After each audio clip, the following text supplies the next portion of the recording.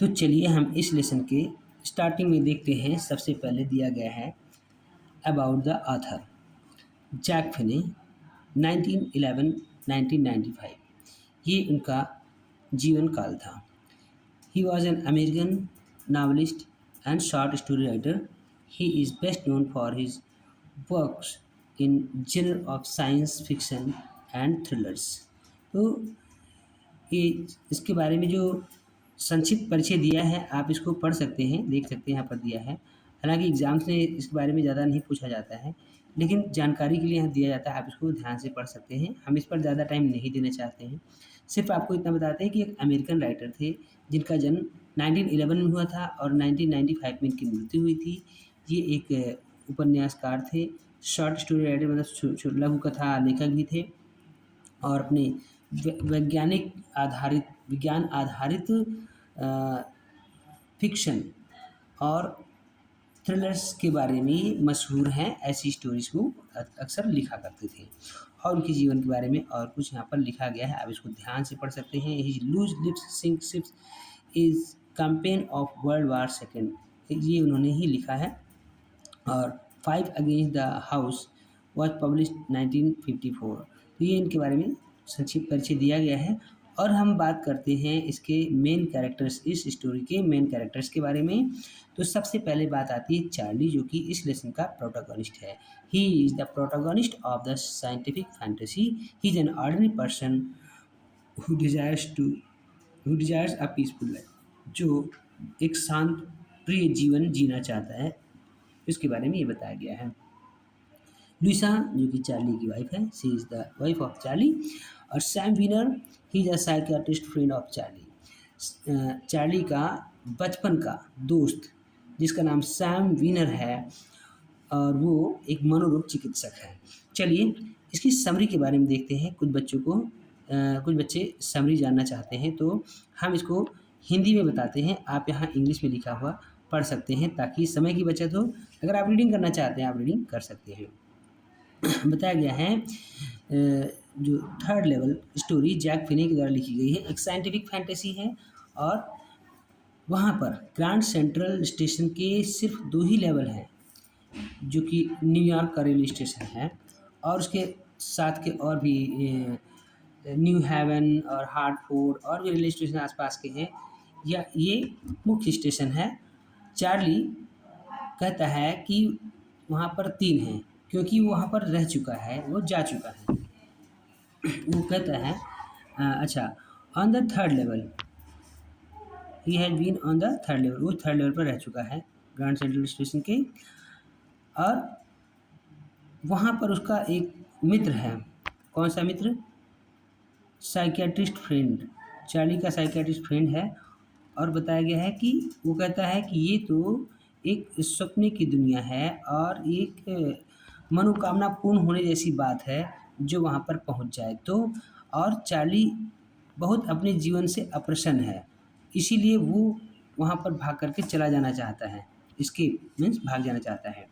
और आज की चिंता और मुसीबत परेशानी की दुनिया से हर कोई भाग करके जाना चाहते हैं, लेकिन कोई भी उस थर्ड लेवल पर नहीं जाना चाहता है जो ग्रैंड सेंट्रल स्टेशन का थर्ड लेवल है। और बताया गया है कि हाँ, one night Charlie work late, एक रात की बात है, चार्ली अपने ऑफिस में देर तक काम करता है और वो जल्दी में था कि ताकि अपने घर अपनी पत्नी लुइसा के पास पहुंच जाए। तो उसने सोचा कि वो सबवे लेकर के ग्रैंड सेंट्रल के उपमार्ग से हो करके जाता है, जाने की बात सोचता है ताकि वो चला जाए। अच्छा, वो वंडरवेंट एवेन्यू से फट से जाता है आगे बढ़ करके ग्रैंड सेंट्रल स्टेशन की तरफ से। फिर क्या होता है, फिर बताया गया है तभी वो पहले तो फर्स्ट लेवल पर जाता है, फिर वो सेकंड लेवल पर जाता है और उसके आगे वो जल्दी से, अब क्योंकि जल्दी में था तो जल्दी से वो एक ऐसे दरवाजे के अंदर चला जाता है जिसका ऊपरी हिस्सा आर्क्ड है, मतलब गोलदार है। और उस दरवाजे से होते हुए वो एक सबवे के अंदर प्रवेश करता है और फिर वो खो जाता है। उसको पता नहीं चलता है कि अब मैं कहाँ पहुँच गया। तो इस तरह से वो अपने आप को खोया हो पाता है और वहाँ जा कर के उस टनल में होते हुए लंबे सफ़र तय करता है, मतलब कुछ दूर चल कर के जाता है। तब जब वो बाहर निकल कर के आता है तो पाता है कि वो ऐसी जगह पहुँच गया जो आज से 100 साल की पहले की दुनिया हुआ करती थी। और क्या होता है, इसके आगे बताया गया है, it was quite different from the first and second level, जो प्रथम तल और द्वितीय तल से काफ़ी भिन्न था। हाँ, it was different from the first and second, first level second level से भिन्न था। वहाँ पर कोई बिजली नहीं थी, खुले लौ वाली गैस की रोशनी थी और वहाँ पर एक समय और स्थान का एक विचित्र मिलन था, इंटरसेक्शन था गेल्सबर्ग का। ना trains for Galesburg etcetera left from here, और यहाँ से गेल्सबर्ग के लिए ट्रेन जाया करती थी। और जब चार्ली वहाँ 1894 में पहुँचा, वहाँ देखता है कि लोगों के जो ड्रेस हैं, ड्रेसेस ऑफ द पीपल, है ना, सॉरी लोगों के परिधान जो है बहुत अलग हैं, पुराने चलन के परिधान हैं। और वहाँ पर जो पैसा चलता है वो भी पुराने चलन का है, और जो वहाँ पर इंजन है वो छोटा सा है। चार्ली कुड बाय 2 टिकट्स, वो 2 टिकट गेल्सबर्ग के लिए ले सकता था, और अपने वर्तमान समय के पैसे से। फिर क्या होता है, गेल्सबर्ग के लिए, Galesburg was wonderful town, Galesburg जो है एक सुंदर कस्बा है, ठीक है। It had big old frame houses, बड़े ढांचे आकार के घर थे, और ह्यूज लॉन्स, वहाँ पर बड़े ट्रीज भी थे, और जीवन बहुत ही आनंददायक और शांतिपूर्ण था। चार्ली कुछ पैसे, पुराने पैसे लेकर के आता है, ठीक है, कुछ पैसे लेकर के आता है जो कि लगभग $300 है। हाँ, $300 के पुराने पैसे खरीद करके लाता है, लेकिन he could never find the corridor, और उस दरवाजे और उस गलियारे को फिर दोबारा कभी नहीं पाया कि ताकि वो थर्ड लेवल पर जा सके। व्हेन ओके जा सके।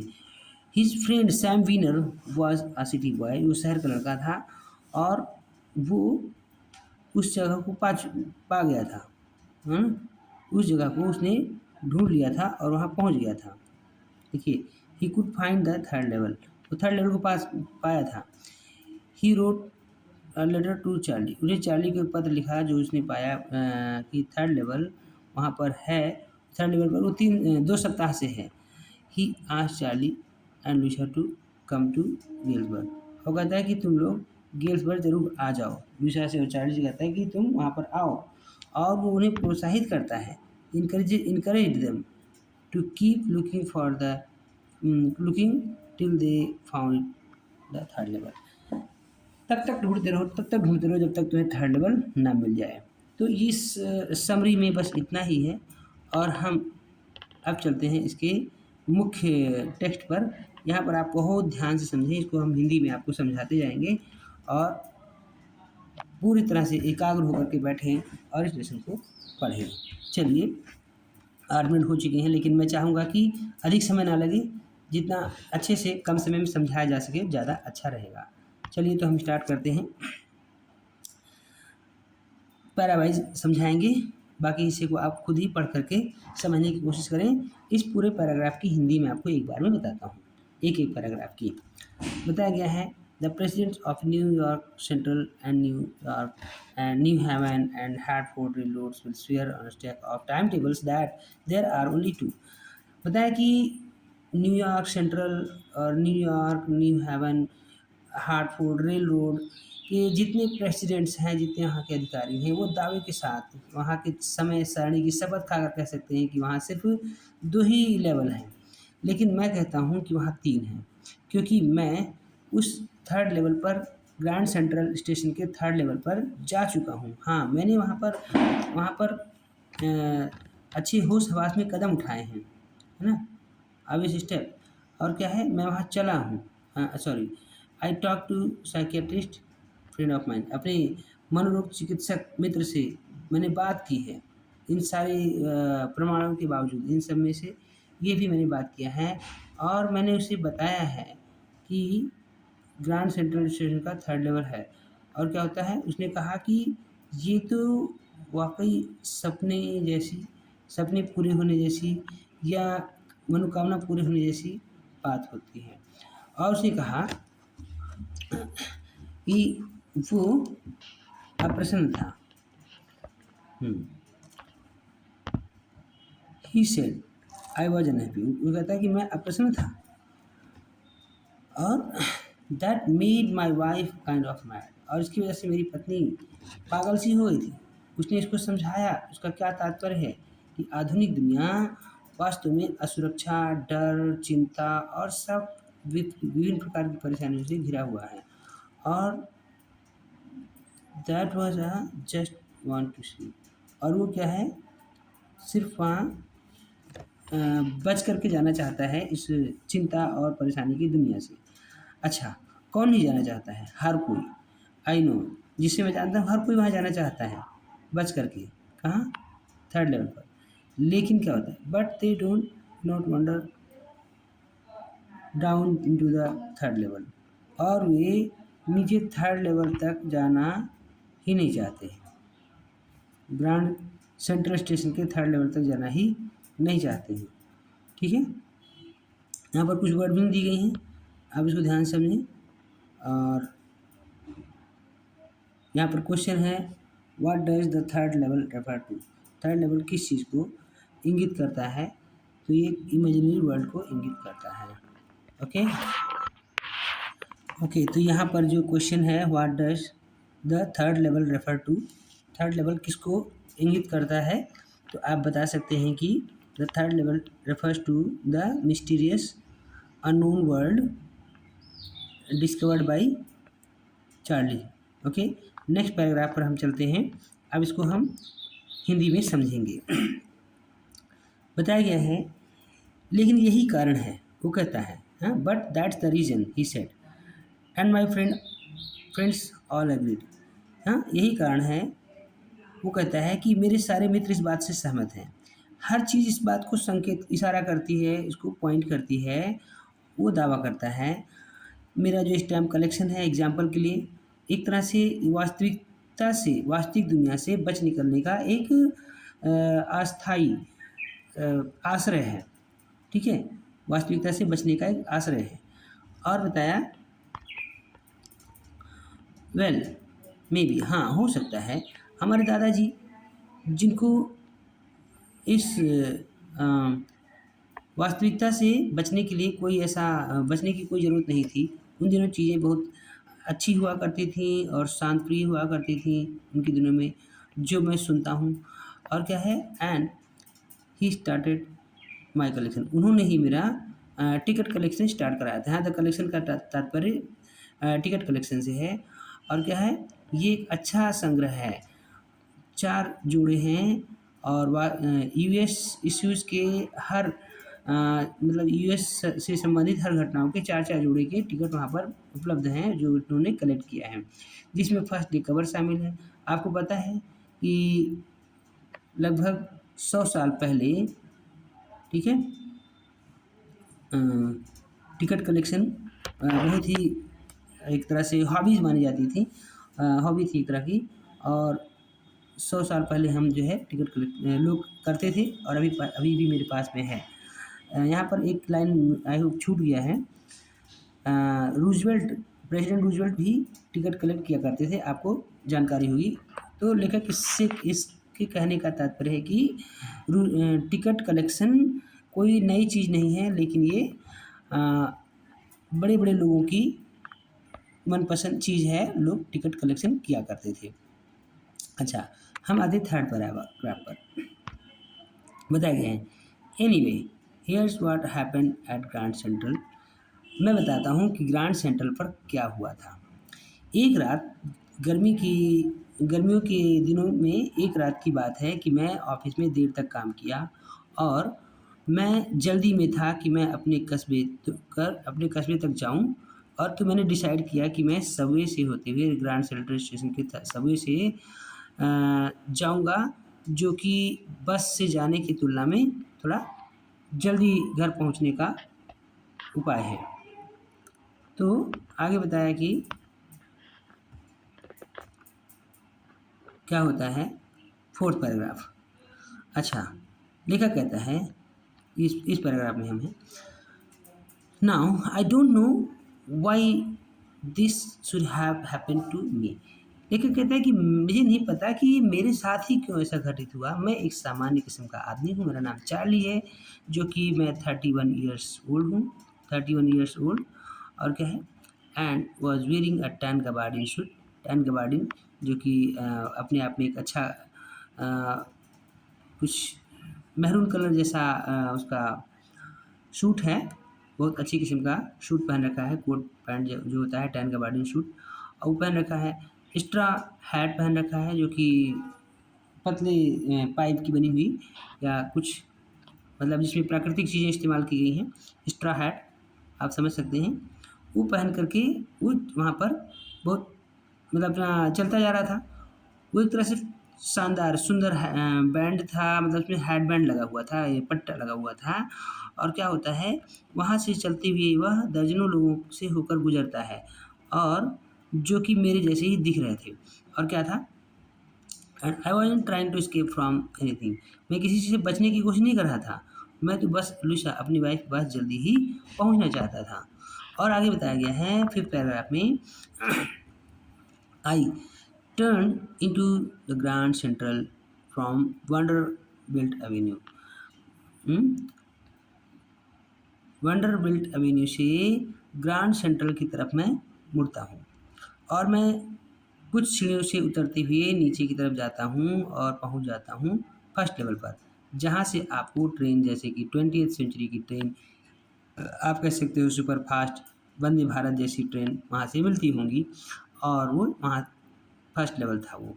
फिर बताता है कि मैं और चल कर के नीचे जाता हूँ, तो मैं कुछ सीढ़ियों से जब कुछ सीढ़ियों की से पार होकर के गया, तो मैंने पाया जहाँ पर आपको सबअर्बन ट्रेनें मिलती हैं। सबअर्बन मतलब उपनगरीय ट्रेनें मिलती हैं, जो कि आपको सेकंड लेवल से मिलेंगी।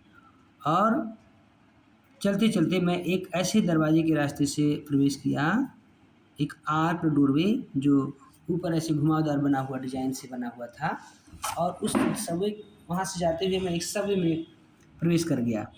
एक अंडरपास जो कि रेलवे स्टेशन पर अंडरपास और ओवरब्रिज बने होते हैं यात्रियों को रेलवे लाइन को पार करने के लिए। फिर बताता है कि मैं उसके बाद मुझे समझ में नहीं आया मैं कहाँ पहुँच गया। मैं ऐसा लगा कि मैं खो गया। That's easy to do so. ऐसा होना स्वाभाविक है। और मैं बताता हूँ, मैं सैकड़ों बार I have been at Grand Central station 100 times. सैकड़ों बार वहाँ पर मैं जा चुका हूँ। और क्या, मैं हमेशा किसी नए गलियारे में प्रवेश कर जाता था। हाँ, कुछ नए सीढ़ियाँ, नए नए गलियारे, नई कॉरिडोर्स में प्रवेश कर जाता था। और बताया कि यहाँ पर मैं, चलो ठीक है, ओके, हर बार मुझे ऐसा लगता था कि मैं नए गलियारे में जा रहा हूँ। आगे बताया, एक बार तो मैं एक ऐसी सुरंग में चला गया जो कि लगभग 1 मील लंबी थी, और आगे चलने के बाद मैं वहाँ पर रूजवेल्ट होटल की लॉबी में पहुँच गया। और दूसरी बार जब मैं चलते हुए जा रहा था, तो मैं 46 स्ट्रीट की ऑफिस बिल्डिंग पर पहुँच गया, और जो कि यहाँ से लगभग 3 ब्लॉक के उस पार है। तो लेखक के साथ ऐसी घटनाएँ हुआ करती थीं, जिसके बारे में लेखक ज़्यादा आश्चर्य नहीं करता है कि वो जाना कहीं चाहता है और रास्ता भूल करके वो कहीं और पहुँच जाता है। इसको पढ़ने के बाद में ऐसा लगता है कि लेखक कुछ भुलक्कड़ प्रवृत्ति का भी है। तो चलिए, यहाँ पर देखिए कुछ वर्ड मीनिंग दिए गए हैं, जिसको आप ध्यान से वन बाय वन पढ़ सकते हैं। इस पर मैं टाइम नहीं देना चाहता हूँ, इसको आप स्वयं से ही करें। हम आगे बढ़ते हैं। यहाँ पर बताया गया है 6th पैराग्राफ में, sometimes I think grand central is growing like a tree. लेखक कहता है कि कभी-कभी ऐसा तो लगता है कि ग्रैंड सेंट्रल जो रेलवे स्टेशन है, वो एक बढ़ते हुए पेड़ के जैसे है। हर बार कोई उसमें जैसे बढ़ते हुए पेड़ में नई पत्तियाँ, नई डालें निकलती रहती हैं, वैसे यहाँ पर भी क्या है, कॉरिडोर्स, स्टेयरकेसेस जड़ों की तरह फैलते रहते हैं, और वहाँ नए-नए गलियारे, नए-नए रास्ते देखने को मिल जाते हैं। क्या बताया, there probably a long tunnel that nobody knows about. हाँ, वहाँ पर संभवतः एक लंबी सुरंग होगी जिसके बारे में कोई नहीं जानता है। और क्या, feeling it's way under the city right now. ठीक शहर के नीचे से होकर के कोई सुरंग जा रही होगी और जिसके बारे में लोगों को पता ही ना हो। तो इस तरह से ग्रैंड सेंट्रल स्टेशन के अनेक सारे रहस्यमय रास्ते थे। फिर बताया अ, और on its way to Time Square and maybe another to Central Park. हो सकता है कि एक रास्ता टाइम स्क्वायर को जा रहा हो, दूसरा सेंट्रल पार्क को जा रहा हो। और हो सकता है क्योंकि because for so many people through the years Grand Central has been an exit. और सैकड़ों सालों से यहाँ पर लोगों के लिए बाहर निकलने का एक रास्ता रहा है। इसीलिए यहाँ के रास्ते के बारे में किसी को ज़्यादा जानकारी नहीं होती, कौन सा रास्ता कहाँ जा रहा है। और ये और भी लोगों के साथ में होता रहता है। तो यहाँ से लोगों को बच निकलने का एक रास्ता है। May be that's how the tunnel got into. हो सकता है कोई ऐसी सुरंग है जिसके अंदर मैं प्रवेश कर गया। लेकिन मैंने कभी भी अपने साइकियाट्रिस्ट फ्रेंड को, मनोरोग चिकित्सक को मैंने इसके बारे में कभी नहीं बताया था। वर्ड मीनिंग है, आप इसको स्वयं देखें। Para number 7। ओके, तो हम फटाफट करते हैं, ध्यान सुनते जाइए, आपको समझ में आ रहा है आई होप। बताया है, the corridor I was in began angling left and slanting downwards and I thought that was wrong. तो बताया कि जिस गलियारे से मैं प्रवेश किया वो आगे चल करके थोड़ा बाएं मुड़ रहा था और हल्का नीचे से जा रहा था, नीचे की तरफ जाता जा रहा था। मुझे लगा कि कुछ गलत है, लेकिन फिर भी मैं चलता गया हाँ। और जो मैं सुन पा रहा था सिर्फ मेरे अपने पैरों की ही आवाज़ की ध्वनि सुनाई दे रही थी। और बाकी वहाँ एक भी व्यक्ति मेरे आसपास से नहीं गुजरा। मैंने सुना कि वहाँ पर एक तरह से खोखली या एकांत में से कुछ आवाज़ आ रही है, लोगों के हलचल की, चहलकदमी की, और कुछ लोग बातें करते हुए प्रतीत हो रहे थे। मैं क्या हुआ, मैं मुड़ा और तीखे मोड़ से होते हुए मैं नीचे जब गया तो कुछ सीढ़ियों से होकर के फिर मैं चढ़ता हूँ और मैंने पाया कि ये ग्रांड स्टेशन क्या है, third level at Grand Central Station. Grand Central Station का थर्ड लेवल यही है। क्या, for just a moment I thought I was back on the second level. एक पल के लिए मैंने सोचा कि मैं शायद अब फिर से सेकेंड लेवल पर आ गया हूँ। लेकिन मैंने देखा कि वहाँ पर जो कक्ष थे, रूम्स थे ना, वो थोड़े छोटे आकार के थे और वहाँ पर कुछ कम टिकट विंडोज़ थे। ट्रेन के गेट्स भी छोटे थे और कम थे। और क्या था, वहाँ जो सूचना बूथ यानी इंक्वायरी ऑफिस है वो जो कि स्टेशन के सेंटर में बनी हुई थी, centre of the in the centre that was would and would, लकड़ी का बना हुआ था और पुराना था।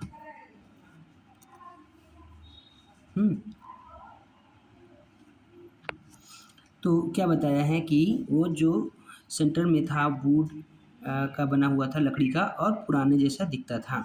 ठीक है, आगे बताया गया है कि and the man in the booth wore green eye shade and long black sleep protectors. तो वो व्यक्ति जो वहाँ पर बैठा हुआ था बूथ में, उसने आँखों की सुरक्षा के लिए एक जो आई शेड होता है वो पहन रखा है।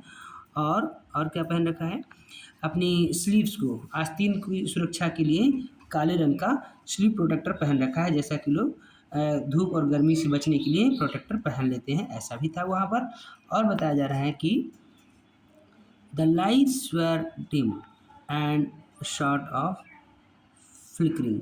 जो रोशनी थी वो बहुत धीमी थी और वो टिमटिमाती हुई सी प्रतीत हो रही थी। देन आई सा, तब मैंने देखा, क्यों, वहाँ पर खुले हुए गैस लाइट्स, खुले हुए मतलब ओपन फ्लेम गैस लाइट्स, मतलब कि खुली लौ वाली रोशनी का इंतज़ाम वहाँ किया गया था। जैसा कि आप सबको याद होगा कि पुराने समय में पेट्रोमैक्स और केरोसिन से जलने वाले लालटेन और पेट्रोमैक्स ऐसी चीज़ें हुआ करती थी जो रोशनी के लिए इस्तेमाल की जाती थी। कुछ इस तरह का वहाँ का सिस्टम था जो कि बहुत ही पुराने प्रचलन की चीज़ें वहाँ पर देखने को मिल रही थी। लेखक ऐसी दुनिया में प्रवेश कर चुका है। आगे बताया, अच्छा कुछ वर्ड मीनिंग है यहाँ पर, आप इसको ध्यान से देख सकते हैं, याद कर सकते हैं। जैसे एंगलिंग का मतलब मुड़ना है, स्लांटिंग मतलब स्लोपिंग हल्की ढलान, और अशोल का तात्पर्य यहाँ पर व्यक्ति से है, इंसान से है। हॉलो रोअर मतलब एक खोखली आवाज़, ऐसा शोर जो किसी अ, कुछ दूरी से आ रहा हो। तो ये सब चीज़ें वहाँ पर देखने को मिल जाती हैं। अब यहाँ पर पैरा नंबर 8 में बताया गया है कि there were brass spittoons on the floor, and across the station a glint of light caught my eye. A man was pulling a gold watch from his vest pocket. हाँ, इस paragraph में बताया गया है कि अब वहाँ का दृश्य का वर्णन करता है। ये इंपॉर्टेंट क्वेश्चन में से एक है, ठीक है, कि वहाँ का जो उसने देखा वो दृश्य कैसा था, वर्णन करें। ठीक है, तो ध्यान सुनिए। वहाँ पर पीतल के पीकदान पड़े हुए थे फर्श पर जगह जगह और पूरे स्टेशन पर, और वहाँ पर मेरी निगाह पड़ती है, एक खास तरह की रोशनी ने मेरी निगाह को आकर्षित किया। एक व्यक्ति अपने जेब से, अपने कमर के पास जो पॉकेट है, वेस्ट पॉकेट से एक घड़ी, सोने की घड़ी निकालता है और जल्दी से उसके ढक्कन खोल करके, कवर खोल करके टाइम को देखता है, और तभी वो बहुत ही झल्लाया हुआ या गुस्से में दिखता है। और क्या है, ही वोर अ डर्बी हैट, खास किस्म की टोपी पहन रखा था, कैप पहन रखा था, और उसमें जो है black 4 button suit with tiny lapels, और 4 बटन वाला सूट जिसमें छोटे-छोटे लैपल्स लगे हुए थे। लैपल्स मतलब जैसे कोट में जो मुड़ी हुई होती है एक तरफ से, वो पहन रखा था ऐसा। And he had a big black handlebar moustache, और घुमावदार बड़ी-बड़ी मूंछें थी उसकी। और तब क्या हुआ, then I looked around and saw that everyone in the station was dressed like 1890 something. और बताया कि जब मैं, देन आई लुक, मैंने वहाँ पर देखा तो पाया कि चारों तरफ लोग इस तरह से हैं जैसे 1890 के आसपास के समय के परिधान में दिख रहे थे। मैंने ऐसे इतने सारे दाढ़ी वाले लोग और जो गलमुच्छे और फैंसी मुस्टैचेस, बहुत अजीब तरह की मूछें मैंने जीवन में कभी नहीं देखा। और मैंने वहाँ पर एक महिला को देखा जो एक जो ट्रेन गेट से निकलते हुए बाहर आती है, उसने ऐसा ड्रेस पहन रखा था जो नीचे पैर के पास तक लंबे लबादे जैसे कपड़े पहन रखे थे, और उसका कुछ परिधान भी विचित्र सा था। बताया कि हाई बटन्ड शूज़ भी पहन रखे थे, है ना? तो उसका जो परिधान था वो बहुत ही विचित्र था। कैसा था? पूरे लबादे जैसा लंबा suit, leg of mutton sleeves and skirts to the top of her high button shoes, ऊंचे बटन वाले शूज़ तक उसका जो स्कर्ट था, मतलब पुराने चलन का कपड़ा था। बैक ऑफ हर, उसके पीछे मैंने क्या गौर किया, ऑन द ट्रैक्स मतलब रेलवे की जो पटरी पर पाया, वहाँ पर मेरी निगाह पड़ी तो glimpse of a locomotive, engine पर निगाह पड़ी। वो क्या था, वो बहुत छोटा था, जो कुरियर और आइव्स लोकोमोटिव नाम का इंजन छोटे आकार का था, और उसमें फनल शेप स्टैक बने हुए थे, मतलब कीप के आकार के कुछ डिज़ाइन बनी हुई थी, आकार बना हुआ था। और तब मैंने ये सब जाना, तभी जा कर के इसके बारे में गौर किया कि अच्छा, हो ना हो ये फर्स्ट सेकंड लेवल नहीं बल्कि ये थर्ड लेवल है। और आगे बताया गया, यहाँ पर वर्ड मीनिंग दिए गए हैं, आप इसको आसानी से पढ़ सकते हैं, समझ सकते हैं। मैंने इसे दे दिया है ताकि बच्चे सेल्फ रीडिंग करके इसको मीनिंग्स को जान लें। इस पर हम डिस्कस नहीं करेंगे टाइम बचाने के लिए। अब हम आते हैं 9th पैराग्राफ पर। क्या बताया, यहाँ पर देख सकते हैं 9th paragraph. To make sure I walk over a news boy and glanced at the stack of papers and at his feet. मैं इस बात को सुनिश्चित करने के लिए कि ये दुनिया क्या वास्तव में पुरानी प्राचीन दुनिया है, तो मैं देखा कि वहाँ न्यूज़ बॉय जो न्यूज़पेपर बेचने वाला लड़का, उसके पैर के पास में समाचार पत्र का ढेर पड़ा हुआ था। वहाँ वो पहुँच करके देखता है, और क्या देखता है, इट वॉज द वर्ल्ड। और जो न्यूज़पेपर है वो वर्ल्ड नाम का न्यूज़पेपर है, और ये वर्ल्ड न्यूज़पेपर कई सालों से अभी तक पब्लिश नहीं हुआ था। फिर क्या है, द ओके, यहाँ से the lead story said something about President Cleveland. जो उसमें मुख्य कवर था, या जो फ्रंट पेज पर जो उसकी कहानी थी, वो प्रेसिडेंट प्रेसिडेंट क्लीवलैंड के बारे में कुछ लिखा गया था। जैसे तत्कालिक नेता होते हैं, उनके बारे में कोई खबर छपती है, उसी तरह से वहाँ पर भी क्लीवलैंड प्रेसिडेंट के बारे में कुछ बातें छपी हुई थी। आगे बताया गया है, I have found the front pages. मैंने इस पहले पेज को लाइब्रेरी में पाया, जो कि जून 11 1894 में प्रकाशित हुआ था। तो इस तरह से वो देखता है कि वहाँ वाकई ये दुनिया सामान्य दुनिया नहीं, बल्कि ये बहुत ही प्राचीन दुनिया है। और यहाँ पर लेड स्टोरी मतलब मुख्य समाचार, ये आप देख सकते हैं। वाज प्रिंटेड मुद्रित, ये सब बातें यहाँ पर वर्ड में दिए गए हैं, आप लोग समझ सकते हैं। अब हम 10th पैराग्राफ पर चलते हैं, जहाँ पर बताया गया है 10th paragraph, I turn downward the ticket window, knowing that here on the third level at Grand Central I could buy tickets and would take Lucia and me anywhere the United States we wanted to go. In year 1894 and I wanted two tickets to Galesburg, Illinois. बताया कि जब मैं मुड़ा ticket window की तरफ, ये जानते हुए कि वहाँ third level grand Central station के थर्ड लेवल पर हम टिकट ले सकते हैं, खरीद सकते हैं, और मैं और मेरी वाइफ लुइसा हम कहीं भी जा सकते हैं यूनाइटेड स्टेट्स में, जहाँ जाना चाहें 1894 के समय में।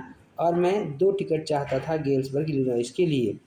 आगे बताया गया है 11th पैराग्राफ, अब थोड़ा सा ही बच रहा है, ध्यान से सुने। यहाँ बताया गया है, have you ever been there, क्या आप कभी वहाँ रहे हैं। देख रहे हैं यहाँ पर लिखा है have you ever been there, क्या कभी आप वहाँ पर रहे हैं। बताया कि ये एक सुंदर, बहुत शानदार जगह है, अभी भी सुंदर जगह है। यहाँ पर बड़े ढांचे के घर हैं, और बड़े बड़े घास के मैदान हैं उनके सामने, विशालकाय ढेरों पेड़ हैं, उनकी डालियाँ ऊपर सर के ऊपर, मतलब ऊपर की तरफ आपस में मिलती हैं, और उनकी और जो है गलियों को या सड़कों को छाया प्रदान करती हैं। 1894 में जो वहाँ पर गर्मी की शाम हुआ करती थी, वो लगभग दोगुनी लंबी हुआ करती थी। लोग वहाँ बाहर बैठ कर के और लॉन में बैठते थे। आदमी लोग बैठ कर के वहाँ पर सिगार की स्मोकिंग करते थे, हुक्का पीते थे या सिगार पीते थे। आपस में धीरे-धीरे बातें कर रहे होते थे बड़े प्यार से। महिलाएँ वहाँ के पाम लीफ से, जो एक तरह से बड़ा सा पत्ता होता है, उससे अपने को हवा कर रही होती, पंखा कर रही होती, क्योंकि उन दिनों बिजली और पंखे नहीं हुआ करते थे, तो वो औरतें अपने हाथों से पंखा किया करती थीं। और क्या है, वहाँ पर आप फायरफ्लाइज भी देख सकते थे चारों तरफ, और एक तरह से बिल्कुल शांतपूर्ण दुनिया। और वापस जो कि आप कल्पना कर सकते हैं, प्रथम विश्व युद्ध से 20 साल पहले पहले और द्वितीय विश्व युद्ध से लगभग 40 साल पहले की दुनिया में हैं, 40 years in the future I wanted to I wanted 2 tickets for that. और वहाँ के लिए मैं 2 टिकट चाह रहा था। ठीक है, आई होप समझ में आ रहा है। आगे बढ़ते हैं, यहाँ पर हम आ जाते हैं, एक सेकंड, यहाँ पर कुछ पोर्शन मिसिंग है, नहीं मिसिंग नहीं है, वो अपीयर नहीं हो रहा था, अब आ गया है। ओके, अब यहाँ देख सकते हैं पैरा नंबर 12। बस हमारा लेसन ख़त्म होने वाला है, थोड़ा सा और है, पेशेंस बनाए रखें। The clerk figured the fair, जो यहाँ पर क्लर्क बैठा था उसने किराए का हिसाब लगाया, और उसने मेरे फैंसी हेड बैंड, जो सुंदर मेरे टोपी के तरफ बैंड लगा हुआ था, उसको देखता है, और तब उसने पैसे का हिसाब लगाया, और मेरे पास 2 कोच टिकट के लिए पर्याप्त रूप से देखिए, एक जनरल टिकट होता है, एक कोच टिकट होता है, मतलब प्रथम श्रेणी कह सकते हो। उसके लिए एक तरफ जाने के लिए मेरे पास पर्याप्त पैसे थे 2 टिकट के लिए। लेकिन बट व्हेन आई काउंटेड, जब मैं पैसा गिन रहा था और मैंने थोड़ा देखा ऊपर की तरफ, तो पाया कि जो क्लर्क है वो मुझको घूर रहा है। वो कुछ अजीब निगाहों से देख रहा है, मुझे घूरते हुए देख रहा है और उसने बिल के बारे में अपना सिर हिलाया और तभी वो कहता है, दैट्स आर्ट मनी मिस्टर। कहता, श्रीमान ये पैसा नहीं है, ये पैसा नहीं है जो आप काउंट कर रहे हो। उसने ऐसा बोला। वो कहता है कि and if you want you are trying to skin me, अगर तुम मुझे धोखा देने की कोशिश करोगे, धोखा देना चाहते हो, तुम बचकर जा नहीं सकते हो। और मैंने कैश ड्रॉवर में ध्यान दिया। उसके बगल जो रखा हुआ था कैश का ड्रॉवर, कैश ड्रॉवर मतलब कैश की पेटी, पैसे की पेटी। और क्या कहा, of course the money was old style. निश्चित रूप से पैसा जो है वो पुराने चलन का था और बिल जो है लगभग आधे आकार का था जो आजकल के समय में होता है। और क्या है, द हम्म, जो पैसा हम आज के समय में यूज़ करते हैं उससे, हाँ, पुराने चलन का पैसा और आज के पैसे से लगभग आधा गुना और ज़्यादा आकार में बड़ा था आज के पैसे में से की तुलना में। और क्या है, देखने में वो डिफरेंट लुकिंग था। क्वेश्चन आ सकता है, how was the currency used in the old days of Galesburg Illinois in 1894। उन दिनों में किस तरह के पैसे प्रयोग में थे, प्रचलन में थे, उसके बारे में आप इसका डिस्क्रिप्शन बता सकते हो। फिर बताया कि I turn away and got out fast. मैं मुड़ा और तेज़ी से भागा।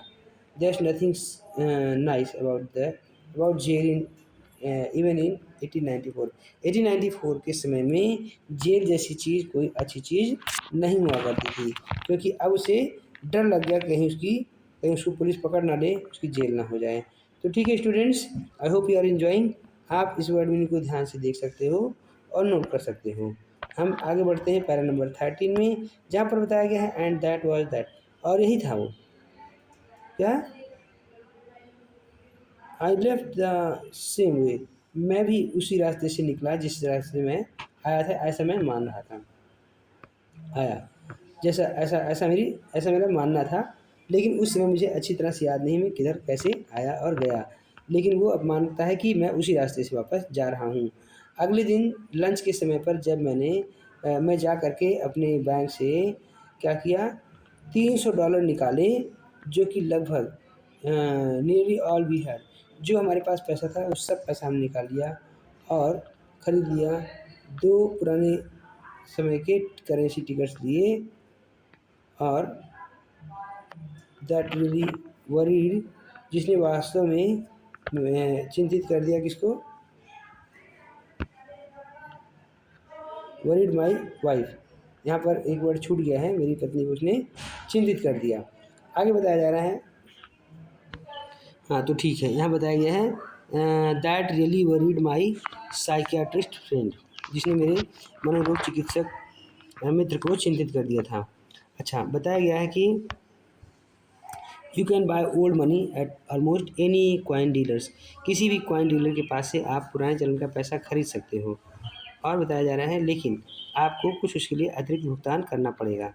क्या हुआ, प्रीमियम पे प्रीमियम मतलब अतिरिक्त भुगतान, अधिभार। और क्या है, मेरे जो $300 थे मैं लेकर के आया था, उससे मैं लगभग $200 लेस दैन $200, 200 से कम डॉलर मैंने खरीदे थे, जो कि पुराने चलन का बिल था। लेकिन मैंने कभी इसकी चिंता नहीं करी, क्योंकि 1894 में जो अंडे थे वो 13 पैसे के 13 सेंट्स का एक दर्जन अंडा मिलता था। तो उसका अनुमान है कि वहाँ पर चीज़ें काफ़ी सस्ती हैं, तो अगर कम पैसा है तभी भी वो शांतिपूर्ण जीवन जी सकेगा उस कम पैसे में। अब आगे हम बात करते हैं, यहाँ वर्ड मीनिंग है, आप इसको समझ सकते हैं।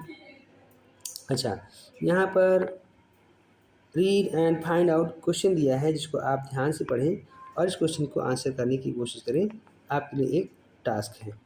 ओके, फिर वर्ड मीनिंग और हम देखते हैं 14th पैराग्राफ में बताया गया है, but I have never again found the corridor that leads to the third level.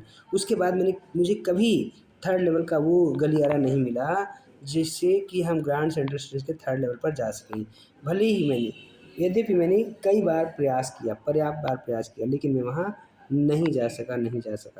बताया कि Luisa was pretty worried. Luisa मेरी वाइफ काफ़ी रूप से चिंतित थी। मैंने उसको बताया, ये सब कुछ बताया था, और and didn't want me to look for the third level.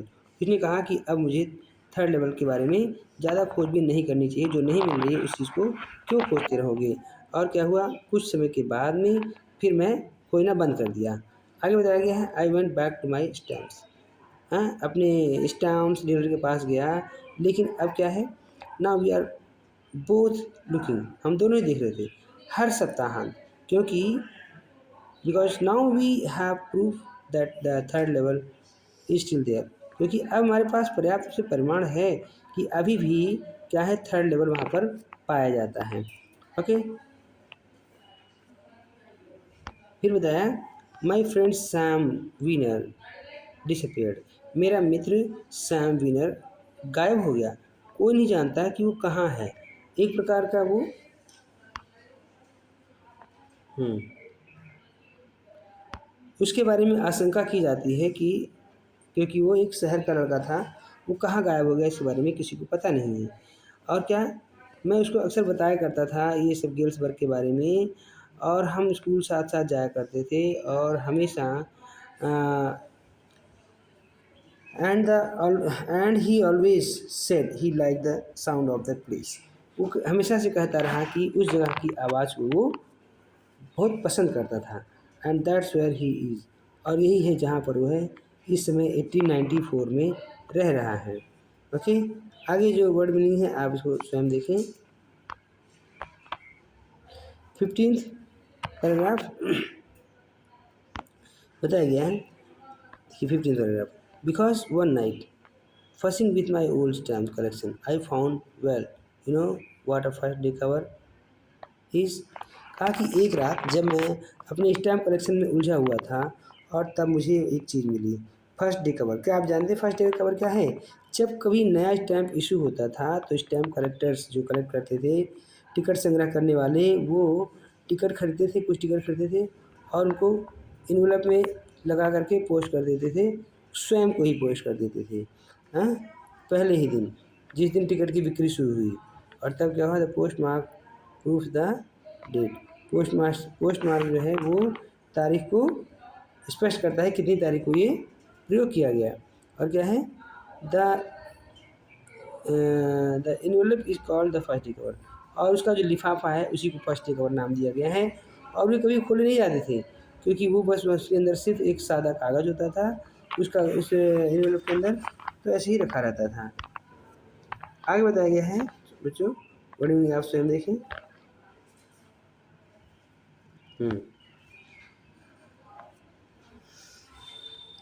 क्या बताया, that night among my oldest first day covers. उस रात मेरे सबसे प्राचीन जो ओल्ड फर्स्ट डे कवर्स हैं उनमें से मैंने पाया, जो कि वहाँ नहीं होना था लेकिन फिर भी था, बट देयर इट वाज, वहाँ था वो। इट वाज देयर बिकॉज, ये वहाँ था क्योंकि किसी ने उसको मेरे दादाजी को भेजा था गेल्सबर्ग में। और क्या है, that the address on the envelope set, यही उस पते पर उस इन्वेलप के ऊपर लिखा हुआ एड्रेस यही बताता है। और ये वहाँ पर पड़ा रहा 18 जुलाई 1894 तक, और पोस्ट मार्क इस बात को दर्शाता है। और फिर भी मुझे याद है, yet I didn't remember it at all, और फिर भी ये मुझे बिल्कुल भी याद नहीं है। The stamp was a 6 cent. Stamp जो है वो 6 पैसे का था, 6 सेंट का था, और उसका रंग उतर चुका था, ब्राउन कलर का था, है ना, जिस पर प्रेसिडेंट गारफील्ड की पिक्चर बनी हुई थी, तस्वीर बनी हुई थी। और क्या है, सामान्य तौर पर जब कभी कोई लिफाफा हाँ किसी केम टू ग्रैंड डैड के पास जाता आता था कोई लिफाफा, तो वो क्या होता था, it went right into his collection. वो सीधे उनके टिकट संग्रह या उनके कलेक्शन के कनेक्शन में जाकर के शामिल हो जाता और वहीं पड़ा रहता है ना, जब तक इसको बाहर ना निकाला जाए। ओके,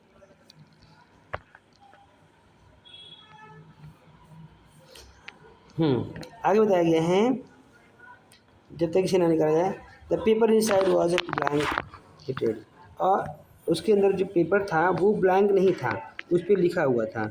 क्या लिखा हुआ था आप देखिए, इसका एड्रेस दिया गया है यहाँ पर। शोर शराबे के लिए माफ़ करें, बाहर के लोग शोर शराबा कर रहे हैं।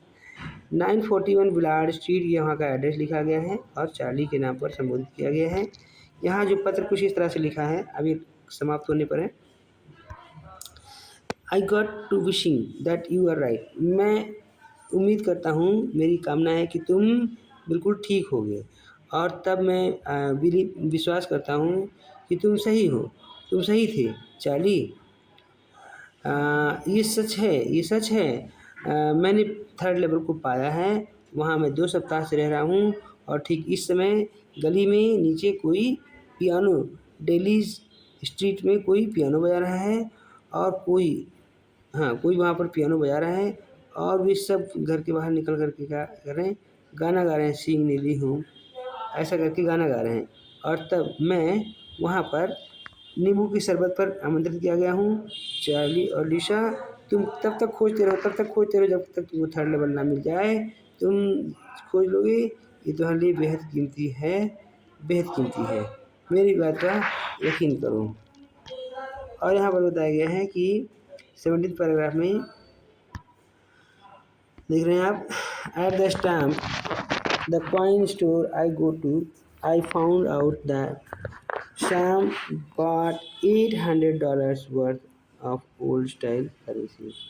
तो बताया कि उस समय स्टैम्प के पास गया जहाँ पर स्टैम्प्स खरीदते हैं, कॉइन स्टोर के पास भी गया जहाँ कॉइन्स लोग एक्सचेंज करते हैं। मैंने पाया कि सैम ने $800 लगा करके, जो कि पुराने चलन के उसने करेंसी खरीदे थे। और क्या बताया,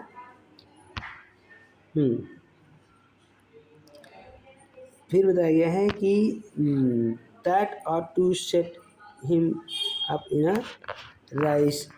nice little hay feed grain, जिससे इतने बड़े अमाउंट से, इतने बड़े पैसे से वो अच्छा खासा चारा भूसे की दुकान को खोल सकता था और अपनी बिजनेस पर जा सकता था, अपनी बिजनेस कर सकता था। लेकिन उसने ऐसा नहीं किया, उसकी वहाँ पहुँच जाता है। फिर क्या बताया, wished he could do। Okay, he always said that's what he really wished।